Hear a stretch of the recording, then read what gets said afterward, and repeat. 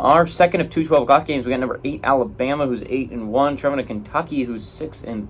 Bama favored by 10.5 points on ESPN. Jalen Milroe has gone 114 and 176, run for 1,836 yards, 13 touchdowns, 5 interceptions. Jace McClellan's had 136 carries for 632 yards and 5 touchdowns.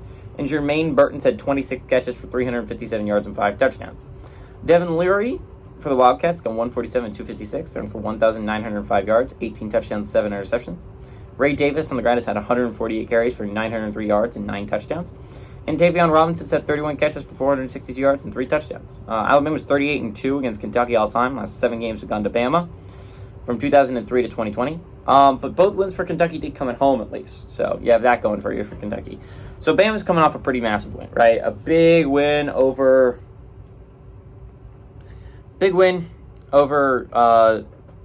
LSU last weekend. I thought LSU had a shot at winning that game.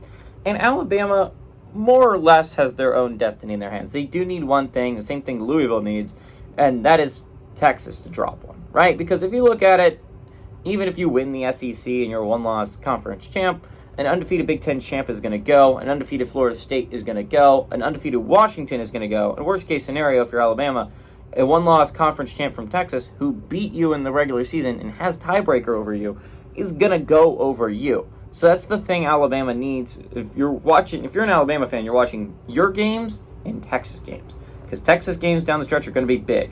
That's the team you need to lose. Now you can hope a different conference completely collapses. You can hope the Pac-12 completely collapses, which it historically has been able to do.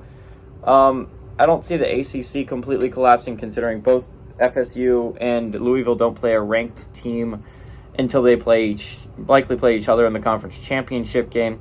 And I don't exactly see the Big Ten imploding. There's 3 teams in playoff contention, unless somehow Iowa pulls off a complete shocker in the championship game.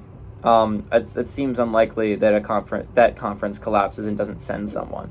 So Alabama needs Texas to lose football games. But they have been playing their best football lately, right? Jalen Milroe really unleashed it against LSU. He looked damn good against the Tigers. To be fair, he had a bye to prepare for that game, and honestly, it could have gone either way if Jaden Daniels doesn't get hurt in the fourth quarter, but Jalen Milroe played his butt off.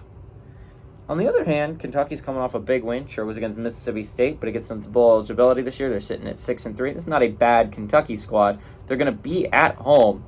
I think there's a chance for a little bit of a letdown game from Alabama, right? Alabama just came off a huge rivalry win at home against LSU that they had a bye to prepare for. Coming up on the road against a tough Kentucky squad, I can see this Kentucky squad giving them troubles here early on.